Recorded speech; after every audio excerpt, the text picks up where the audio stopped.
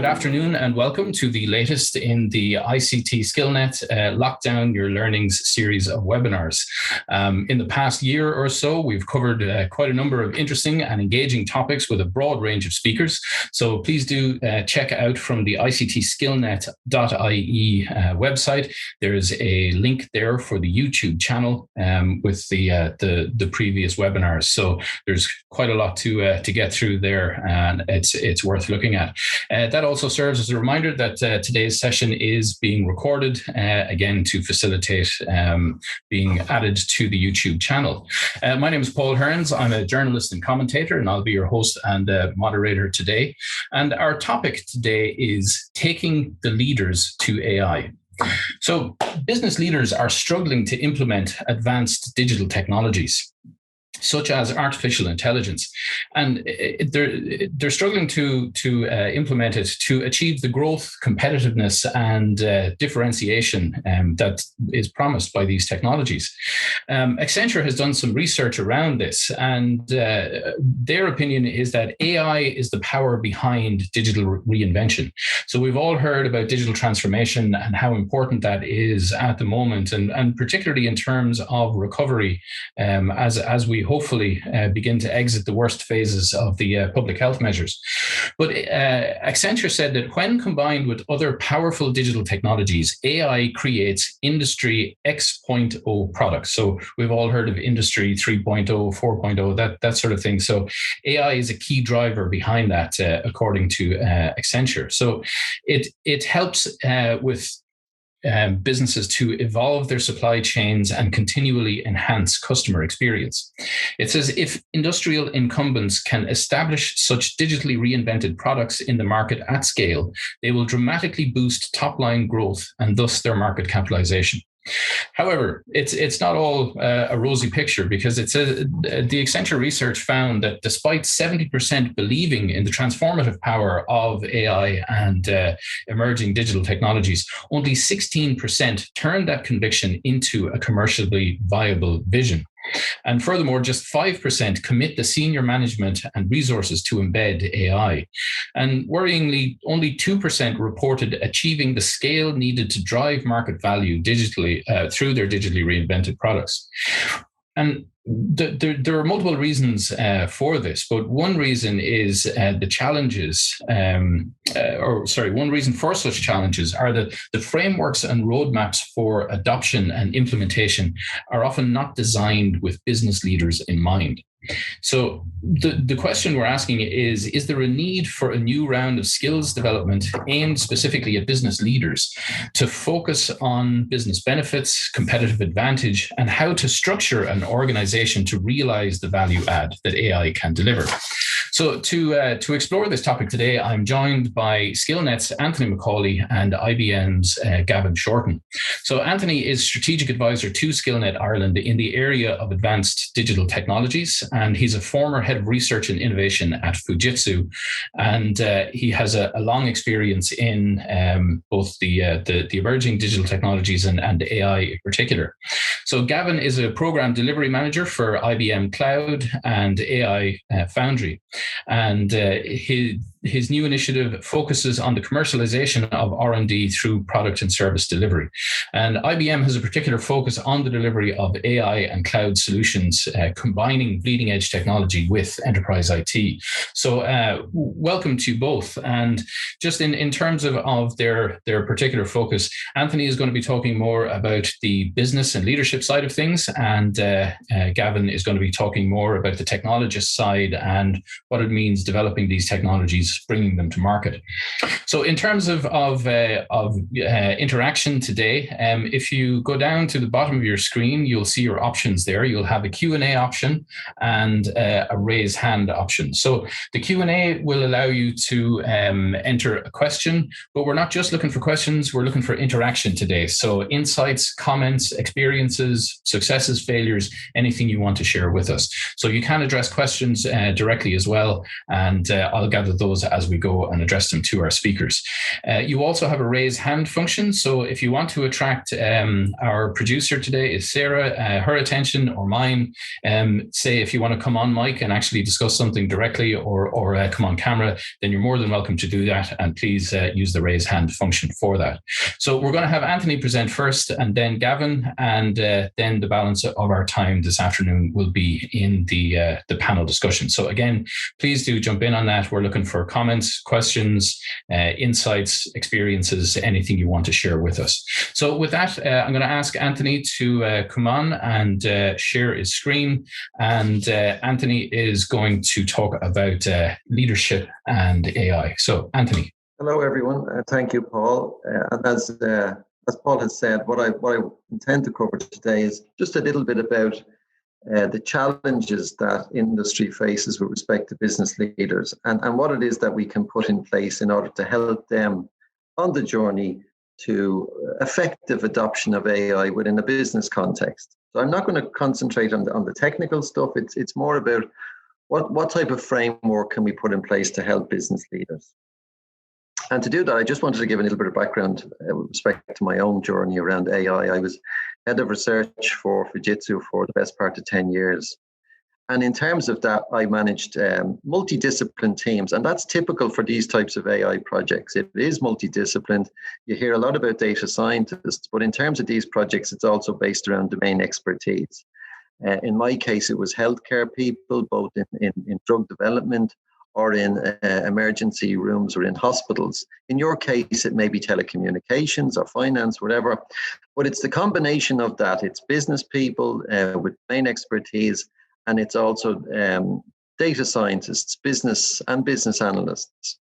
But it's also about communication. It's about how do you take those ideas. So I spent a lot of my time dealing with technical artificial intelligence teams and then translating that so that leadership, executive teams, C-suite teams understand that. So I spent a lot of my time doing that, a lot of understanding, and then understanding the business context. How can you translate this into solutions? Because that's what it's all about. It's got to be revenue at the end of the day. But it's about putting in place and understanding the culture of an organization to do that.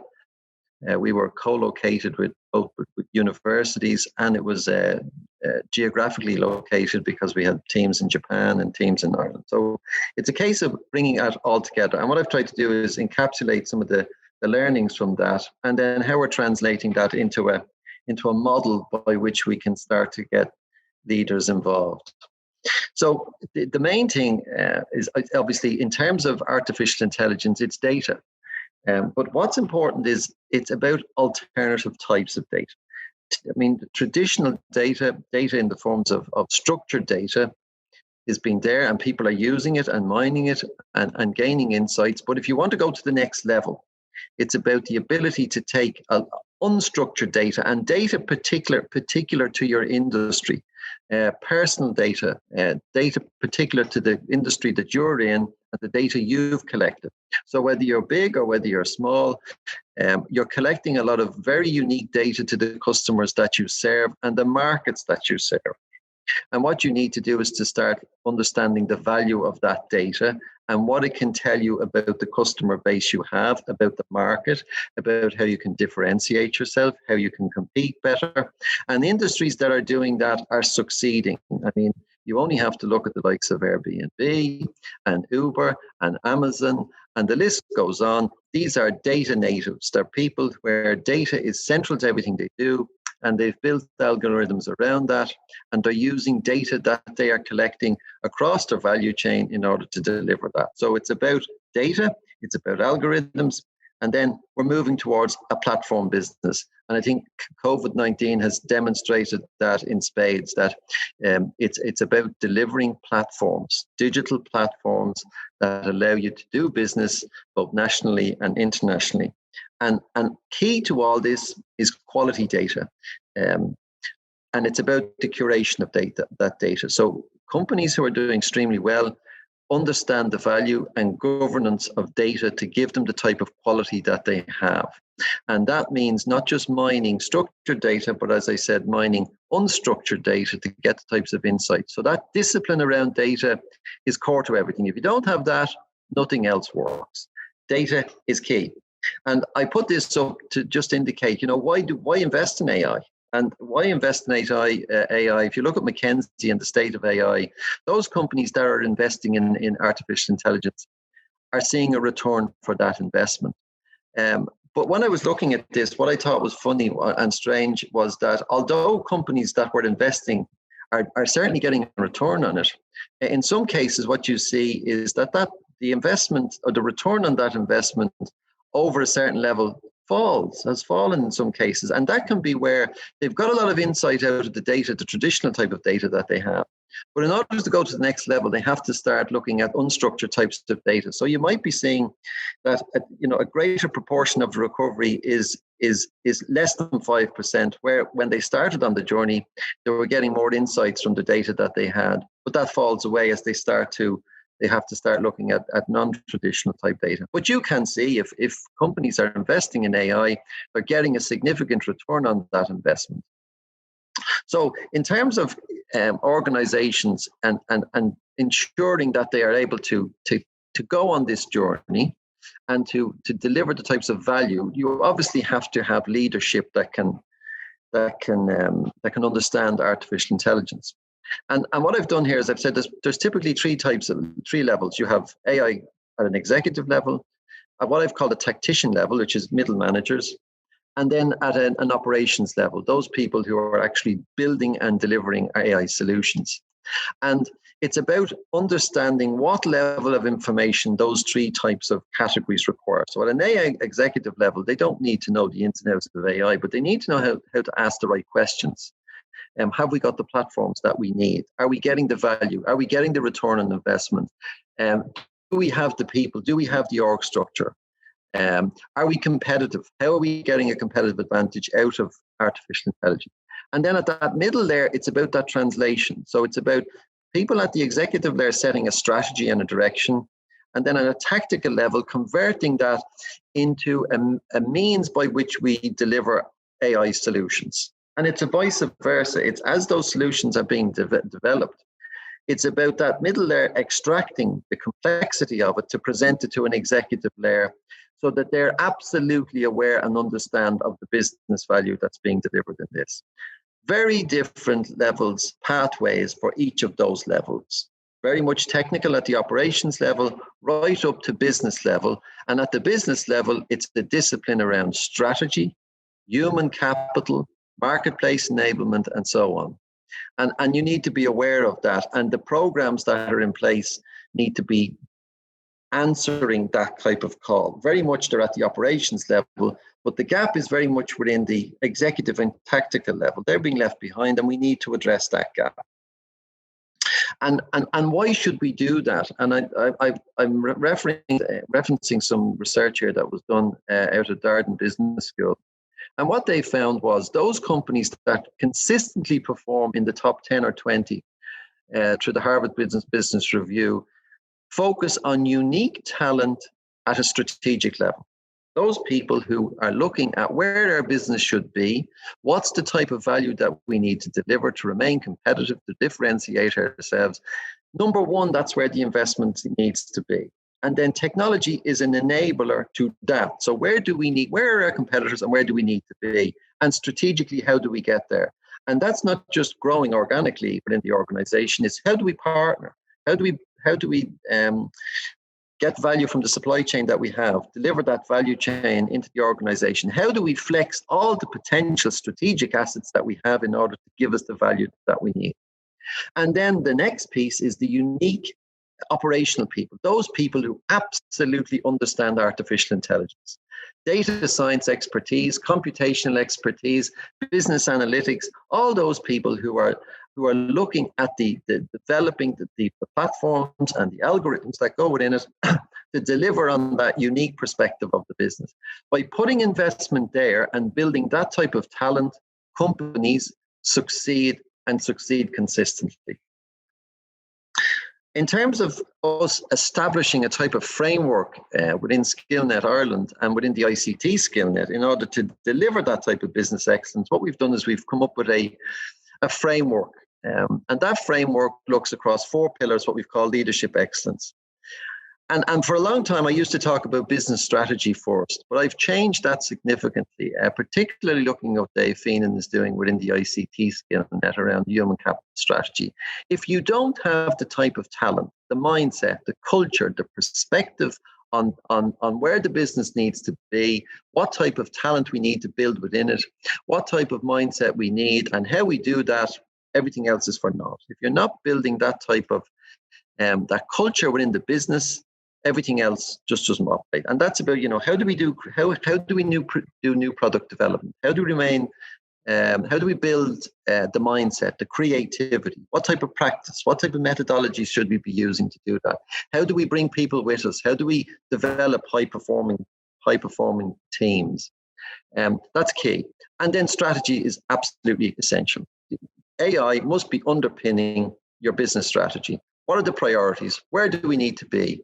How do we deliver on our competitive advantage? How do we leverage the assets that we have to deliver that? Marketplace enablement then is looking, yes, the customer is absolutely key, and you're collecting a lot of data around your customer, but how can we flex the ecosystem in which we are operating and beyond that to deliver artificial intelligence into the business? Who should we be partnering with? Are there small organizations that we can bring in to accelerate our journey?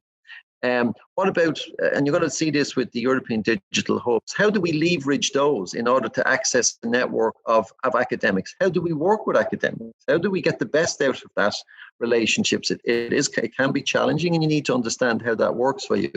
But then what about the wider ecosystem? How can we broker relationships with companies that we don't do business with today in order to deliver platform services, new technology services, whatever it is? But it's looking across your value chain and saying, who are the people and organizations that can accelerate our journey? Because the more we partner and strategically align, then the quicker that process is. And then also, what do we need to grow organically? And then it's the operational systems. It's the business systems and the technology systems to allow us to do these things. And in doing that, we believe there's three requirements. You do need domain expertise. You need to bring in people to inform you about the journey you're going to go on from an AI perspective within the context of the market that you're in. Time and time again, companies come back and say, we need to be making sure that this is fit for the market we're in, whether it's manufacturing or retail or financial services or so on. You then, as I said, you need to leverage that community. You need to understand, how have others succeeded? How have they made the success of this? What type of use cases are out there? What type of case studies? And the ICT SkillNet has been extremely good at doing that, and the wider SkillNet ecosystem. So it's bringing together that type of domain expertise plus this community piece.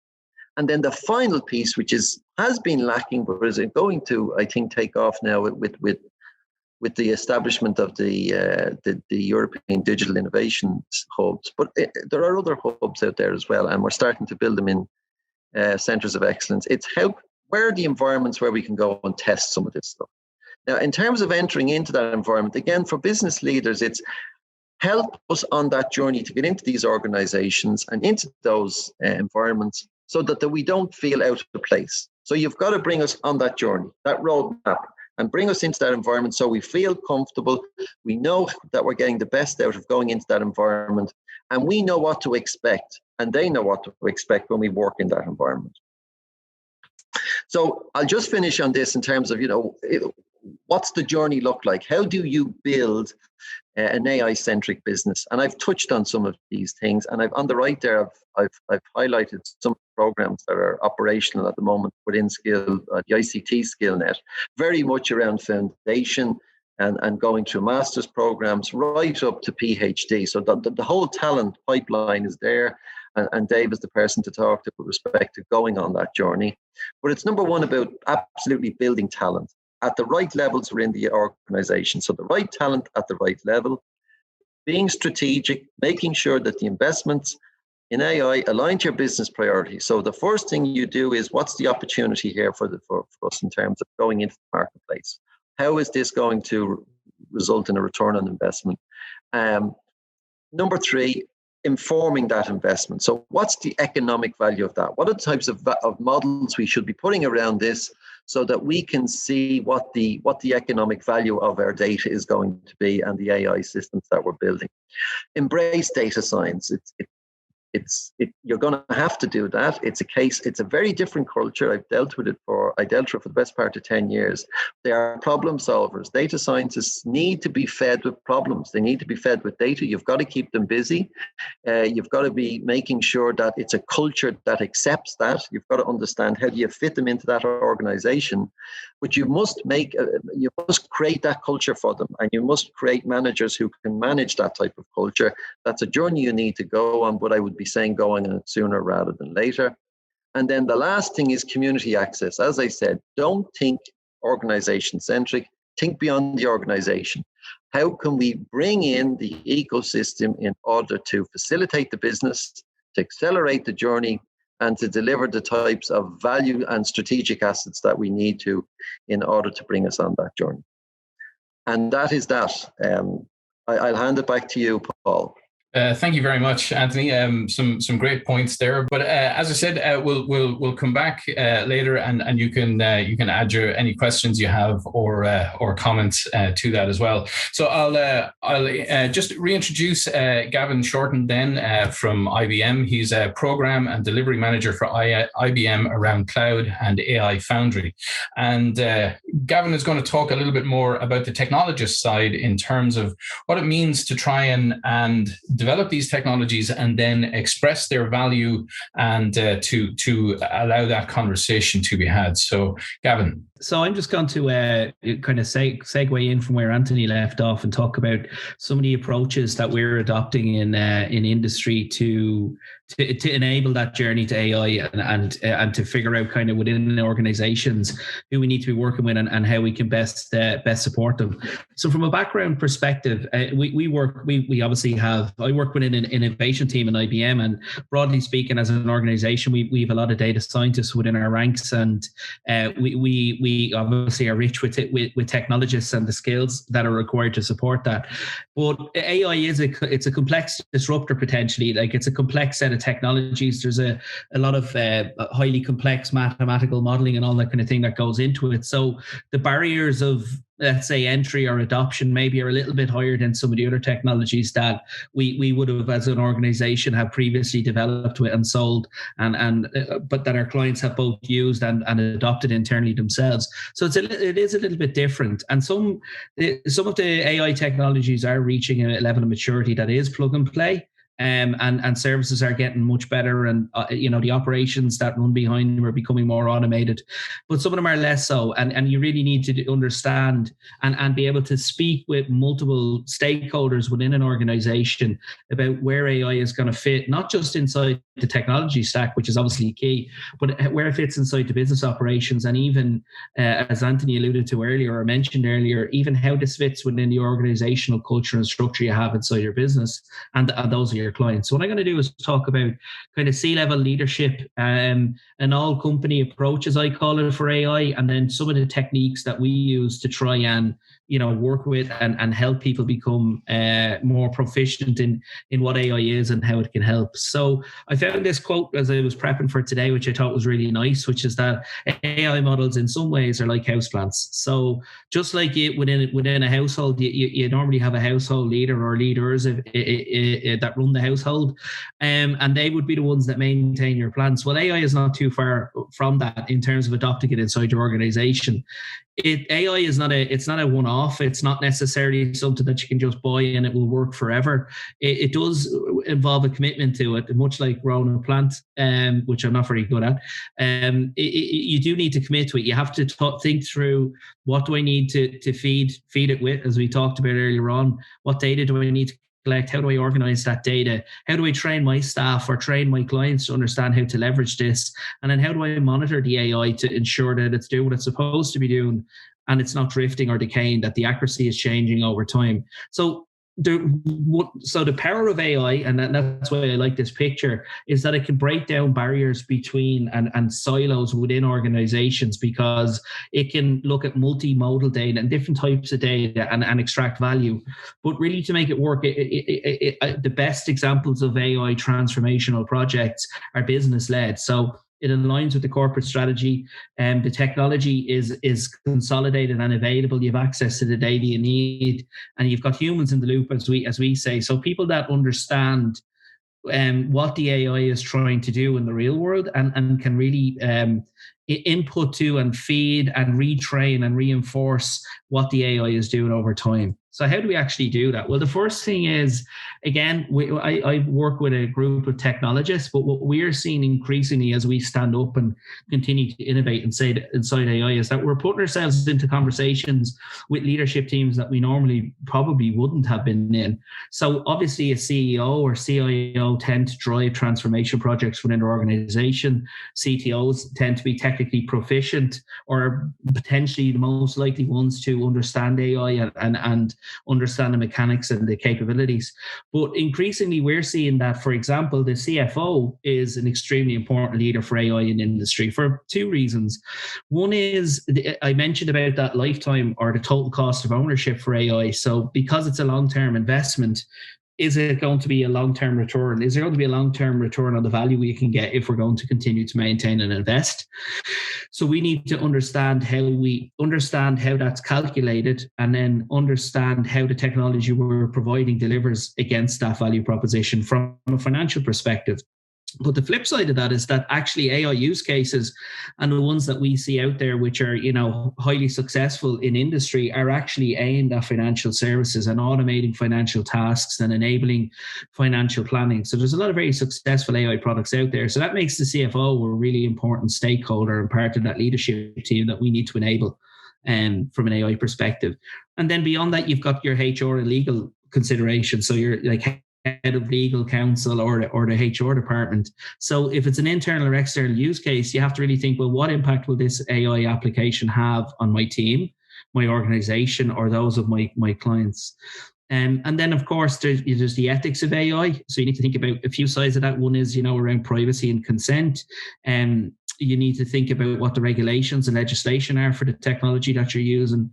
And then from a HR perspective, which Anthony kind of teed up nicely earlier, which is, do we have the skills to manage and maintain this? Are we an organization that's ready for AI, or do we need to do this in partnership initially to get stood up? So it's that journey to AI, or the AI ladder that we talked about. So I just wanted to give some representative examples. So some of these are kind of built on what we do at IBM, but at an enterprise level, this is a common approach.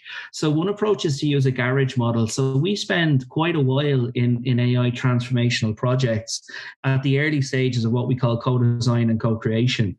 So the idea here is that we spend a lot of time trying to understand the stakeholders. So looking from a leadership perspective within an organization or within our clients' organizations to understand what the client actually needs, but then what all the maybe non-obvious impacts or value propositions there are for AI in there. So these could be technical and non-technical requirements that we're gathering. So it could be around, well, what data is actually available and how do we organize it, all the way through to a really important concept, which is explainability. So if you're asking leaders to endorse or adopt a transformation project for AI that gives them insights and is going to inform their business decisions, you have to be able to explain where that recommendation or insight came from. So a lot of early AI tooling or solutions that you'd see in the marketplace didn't really have this. They were quite black box. So recommendation pops out and everybody has to take it at face value. Leaders in those organizations and companies, they're in those positions because they're very effective at making decisions, except certainly the good leaders are. So they're very good at making decisions. So if they see something that's counterintuitive or not what their assumptions might be, which is what they're hoping to get from AI in the first place, we have to be able to explain why and where that came from. So baking that in and understanding at a really early stage is what those requirements are is very important. We talked about scale. So, artificial intelligence or any analytics project, really, it's if you have a skilled resource and they have access to some rudimentary open source tuning, they can rapidly start to, knock algorithms together. There's a lot of very good templates and, as I said, open source that you can adopt. it gets really fun and much more interesting when you think about how are we going to scale this? How are we going to put enterprise grade workloads? How are we going to get this to thrive in an environment where maybe the data is distributed across multiple clouds or on-premise locations on servers? Again, this adds complexity. So we're trying to bring that into that conversation and educate people about where the constraints will be or the advantages will be from adopting an AI project. Another key thing is this speed to value, and I see this everywhere. And I've actually got some quotes that I've taken from one of our own websites that I was reading through and prep for the call for this call. The key thing is the AI projects can become a value of death. So I've talked about if they're not managed appropriately, I've talked about how long of a commitment you may make to your AI, depending on what the solution is in terms of maintaining it and keeping it on track or valuable. That doesn't mean you can wait a very long time before you start to see the value from the project, though. So what we have a huge emphasis on in industry is proof of value. So we can spend a lot of time before we actually commit a lot of resources to a project, understanding the value proposition, and then very rapidly prototyping or knocking together a minimal viable product or a proof of concept to show that value off. And then again, not to talk about it again too much, but Anthony talked about the multidisciplinary aspects of AI projects. So you've got your data scientists and your engineers. You've got to have leadership buy-in from the different leadership pools inside an org. But then remember, artificial intelligence is trying to replicate and potentially advance the business strategists, the industry expertise that are there. So you need those at the table. And we're doing a lot of this virtually now, of course, in the current climate. So that's been quite cool to see how virtual garages can be created. Then as you kind of move past trying to make sure you've scoped your project and got people's minds brought in and understand what the requirements are, AI projects and enterprise AI companies are changing their offerings now to reduce and lower the barriers to AI as well. And again, this is very important from a leadership perspective. So I've seen, for example, IBM, but again, other companies, we now offer a 30-minute consultation on AI. So if you think you're on the early stages of this scale that I have here, I want to do something, but I don't really know where to start. It's a 30-minute consultation with an expert, which is obviously quite low cost and quite appealing for a leader. It could be led by a member of the leadership team inside your organization or your client's organization. We've digital learning subscriptions. So we were chatting briefly before the call, and I have a few badges myself. So you can go into Coursera and so on and start to take AI for leaders, AI for business, kind of low, you don't need a high level of technical competency to understand them, but that focus on the applications of AI and all the way up through highly complex and deep subject matter expertise and making learning subscriptions from industry providers available to clients so they can upskill and educate their teams or cross-skill as the case may be. And then again, I've seen this is really cool too, that from a consultancy or a services perspective, there's subscription-based services where you can get partial access to the subject matter expertise. So again, it's understanding on that life cycle or that journey to AI. It's kind of, investing enough in the project at the early stages, like for example, through the subscription services to get yourself up and running, and then understanding the value proposition before you double down.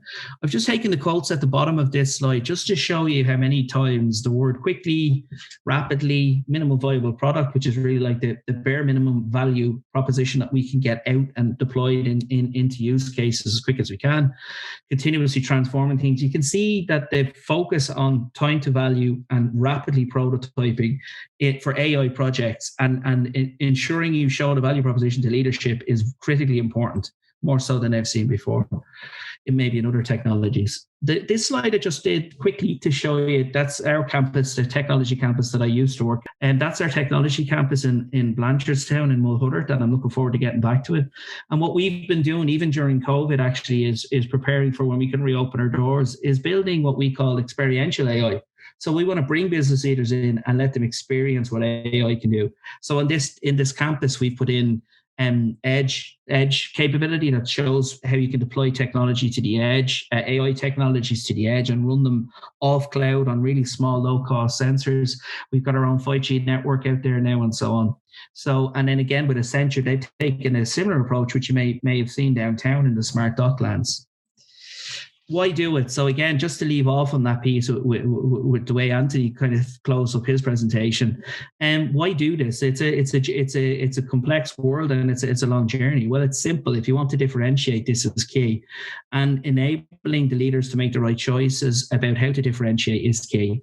So you can see pretty much when Deloitte did this survey asking what people are hoping to achieve, it's got to be all around differentiating your product, opening new markets, creating new products, and so forth. So it is key. AI is a differentiator, and therefore that commitment and going through this process makes sense. And then from a pure kind of metric perspective, here's an example of some of the value propositions that AI gives. So you think of a virtual agent, which is a bot that answers questions. 99 of the respondents to a survey that IBM conducted of our virtual agent solutions said 99 of respondents said they got increased customer satisfaction from using this tool. So it's massively beneficial if you can do it right. And there's other metrics there too. But I've kind of said enough. I just wanted to give a flavor of the kinds of things that we're doing in IBM to help embrace that the leadership dynamic with regards to AI transformation, and how companies just like us, but across the board, are changing how they do that. Okay, Gavin, thank you very much, and thanks to Anthony as well. That's given us a great context for further discussion. So, just a reminder to everybody that your Q&A button at the bottom is where you can give us a question, a comment, an experience, whatever. So please do use that, and raise hand if you want to come in directly on the discussion. So please feel free to use the opportunities there. But just to let people kind of gather their thoughts and start the discussion. Anthony, I'll come to you first. In terms of your previous experience, and as you said, you've worked with multidisciplinary teams, and you're the sort of C-level sponsors and supporters of these kinds of initiatives. Where did you find the difficulty, given that you have the background, you have the sort of the technological expertise? Where did you find the difficulties in speaking to management to be that translator, as you highlighted? Well, with my perspective of going into leadership teams, it was the 4 M's: make me more money, and that was it.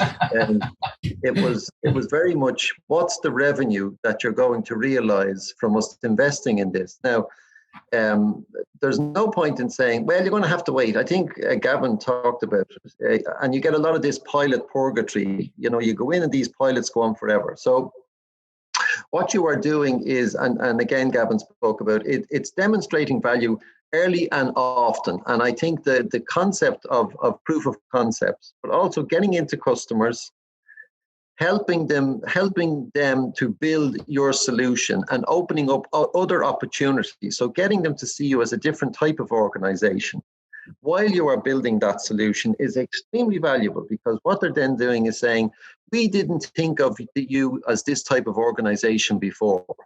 And therefore they are then saying, well, maybe there's other things you can do for us. So it's a case of AI can be an opportunity to open the door for other opportunities while you are building that solution and delivering the value that the corporation hopes. So I think it's tactically, with respect to those middle managers who are trying to get executives to say AI is a good thing, it's positioning it correctly, buying yourself some time to build those solutions, and in doing that, showing executives that by doing that, you're opening new opportunities into those businesses. So you've got to be thinking strategically as a middle manager in terms of how you can buy yourself some time, and then you have the opportunity to promote the organization in a different way, both externally and internally. So it's a case of being nimble on your feet.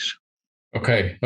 And Gavin, from your perspective then, in terms of how you would organize a project to get to that proof of concept or minimum viable product as quickly as possible to begin to demonstrate value, what are the considerations you need to look at there when you do identify a need and a potential application for something like AI?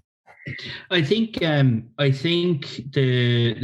a great question, and in particular, it's kind of it's a point when I work on the innovation side, so we do get to kind of go into projects sometimes where we're proving out the value or trying to extend on the state of the art, those kind of cool things that you get to do without having to worry too much initially about what the value proposition is. Where the big downfall that could create, obviously, is that it turns out you can probably over solution or look at the problem in an over complex way. And what we actually find sometimes when we go into these projects is when we invest enough time in the initial proof of value, as we call it, we actually find out that you don't need to use AI for this particular solution, or you're not ready to use AI. That we need to focus on modernizing the technology you already have to shore up or increase the volume of data or the quality of data or veracity of data that you have, so that later on when you go to this is part of your AI transformation. But before we look at how you can use deep learning or machine learning or neural networks to solve this problem, these are the steps that we're going to take along together. And what we're trying to do is make as many of those steps and lower the barriers as cost effective as we possibly can to start people off. So you can stand up. Yeah, I mean, people would have heard about Watson, right? It was the big, it still is, right? Most of our products are infused with Watson in one way or another at this stage. You can literally open up a cloud account with, if you had a graduate straight out of computer science school and build a bot and have it deployed on the cloud, and all of our competitors can do something similar, right? I'm not trying to sell IBM here. Because the focus has been on lowering that barrier and trying to make it really easy to understand. And what you can even do now is you can download templates to show the use cases. So you can automatically run an insurance use case or a banking use case, and you can see it in action. So that's what we try to do to try and accelerate that and to enable people, if you know what I mean. Very good. Okay, well, we've actually got a couple of questions coming in, but I've just been asked by SkillNet to mention the fact that the next iteration of the Future in Tech Academy is now open for applications, and there's details on futureintech.ie website. And it says we want to afford people currently unemployed an opportunity to start a career in tech, and there are 8 skills pathways, including a new data analyst pillar and hundreds of other places available there. So if people are looking to upskill, cross-skill, or to get into this area, that's an incredible resource there. But some questions coming in here. There are plenty of AI solutions out there, but how do I evaluate the problem I need to solve and then deploy the technology? So maybe Gavin, if you want to take that one, because I think it's touched on a number of the points that you had there, both in terms of that very early stage. I think I have a problem that needs an AI solution and how to assess that. So do you want to take that first? Yeah, I mean, there's multiple approaches, and it really depends on what platform you're coming from at the beginning. One approach that I've seen that's quite effective is if you take a company, let's say some large telco vendors, which, AI or analytics, they obviously would have it integrated into their technology stack, but it's not their core business. What I've seen a lot of people do is work with the likes of the European Commission programs that are out there to step in and look at AI applications in 5G, let's say, for example, that we've been working with people from maybe 6 or 7 years ago, where they're testing the water. So that's in a very... It's more academic, and obviously they're a certain size company that they can afford to explore over a period of time before they make an investment. But that's one way of doing it, is to get into the ecosystem and chase European funding or whatever it might be to help co-fund that and lower that cost barrier for you. That's one way of doing it. Just on that, what I would say is with respect to alignment of AI solutions, and you need to be qualifying the problem that you have and what is the customer problem that you're trying to fix. And I think there's a nice little tool, it's called an opportunity canvas. And it looks at how do you align particular technologies to customer challenges. And I would be looking at that. I would forget about the technology, make sure that you have really qualified the problem that it is you're trying to fix, and then align and look at what the potential is for AI to fix that problem. One other thing that I was just looking at the questions with respect to, are we educating people correctly within the universities? Indeed, I think it could be done better. And I think it can be done better in terms of, we've very much a focus on operational and technical stuff. We've got to lift it up. We've got to be able to educate business leaders. It should be integrated within MBA programs. I know there's MSc programs in artificial intelligence, But from a business perspective, there is a significant gap there in terms of how we're communicating it to a business audience. Very good. That's certainly that next question there, where it says, do we feel that third level colleges are sufficiently covering AI, and how can we ensure that we have a workforce ready to fill AI positions in the future? So I think rather than get into that one too deeply, I think we should just mention that one of the points that we actually discussed in developing our program for today was how AI is taught, and perhaps in the future, if it might need to be done on a more sort of vocational basis along the lines of apprenticeships or things like that. So I think that's a whole session in itself. So thanks for that, Anthony. I think we'll just leave that one there. But I think another question that's come in there, which I think is worth dealing with: can someone explain the difference between RPA and AI, and are they one and the same? So I presume by RPA you mean robotic process automation. And again, I think automation and AI are often kind of used interchangeably when talking about business applications. So it's probably a good one to tackle the differences. So who wants to take that one first? Just quickly, from a business perspective, from a technical perspective, I would always be able to position RPA as not artificial intelligence. It's an automation tool. It's been around for a long time. Is it artificial intelligence? Can it integrate into AI? Yes, but on its own, in the pure sense, no, it's not artificial intelligence. Gavin, would you like to add anything to that?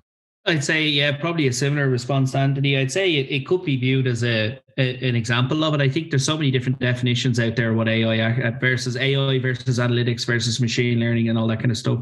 I think the key differentiator there is the RPA systems are normally what we call rules-based or something. They're defined and trying to do something very automated. The aim of AI is that it can reason and change. So if there's an unexpected change in the data or the process, or whatever it might be, it can react in a way that a human would. It's artificially intelligent. That's really the difference in my head, anyway. Yeah. Okay. Well, Anthony, you were emphasizing the data aspect in particular in terms of feeding your data scientists, and AI, as we know in general, needs vast amounts of data to work properly. And Gavin, you highlighted the point of drift and decay. So ensuring that the data going in is kept fresh and keeping things going. So the question here we're being asked is, before we apply AI and ML, can the speakers give us an update on data ownership and regulation? So again, I suppose the issues around how the data is handled, who owns it, data preparation, data hygiene, all those issues. So maybe Gavin, do you want to talk about that one first, and then we'll come to Anthony for the broader approach? Yeah, I mean, just this is kind of probably as much my own personal perspective based on having to manage these projects and stand them up before, after, and during GDPR, for example. So just before it came in, right after it was implemented. The good thing is, since GDPR came in, for anyone that's working in the EU or processing anyone in the EU's data, is it was kind of, when it came in, we all had to react to it. But what it does do is it actually gives you very simple guiding principles about how you could use people's data. So it's going to all come down to consent and the ability for people to provide their consent, understand what they're providing their consent for, and withdraw their consent if they don't want to give it anymore. They're pretty simple guidelines or rules. Now, obviously, it's much more complex than that when you scale out, but they're relatively simple-ish guidelines for you to start the onset of any AI project or any analytics project around, well, am I allowed to use this data, and who owns it? Well, look back at the consent model. What did you explain to people before you took their data? What did you tell them you were going to use it for? And do they have the ability to withdraw consent? If the answer is yes to those questions, you probably can't do your project in the way you envisaged, and you need to go back and check those boxes off. So GDPR, although it was a hurdle when it came in, it actually, in my mind, provided absolute clarity about what we needed to do in our projects. Great. I'm delighted to hear you say that because often GDPR has been cited almost as a barrier to doing things. But Anthony, do you want to come in that in terms of the issues around data ownership and regulation for AI? I worked we were working within the medical sector, and everything we had to do had to go through ethics. What Gavin has said, it's very much about making sure that it's transparent, they know what they're doing, and that where data is sensitive, that it's protected. But that's not to say that data that you have, once it's anonymized and managed appropriately, can be used effectively. But it's very much about making sure that people are aware of what the data is going to be used for, that the right type of data is being used to feed the models that you're creating, and there's transparency in how those models have been developed. And one thing that Gavin talked about was explainable AI. A big challenge with what is called deep learning was it's very much a black box. And one of the things that we were particularly trying to look at was looking at explainable AI and using different types of algorithms so that you could trace that understandability and say, this is how we got from A to Z. And that feeds into transparency. So it's not just the case of the data, it's also a case the mechanism by which the data is being interpreted and the results are being achieved. It all goes into the same area, which is looking at bias and ethics. It's not just the data, it's the mechanism by which it's being manipulated as well. Very good, very good, and I think that's a very good point to round off on. So, thank you very much to our speakers today, to Anthony and to Gavin. Thank you very much to all of you for attending, and to our producer Sarah, who guided us through. So.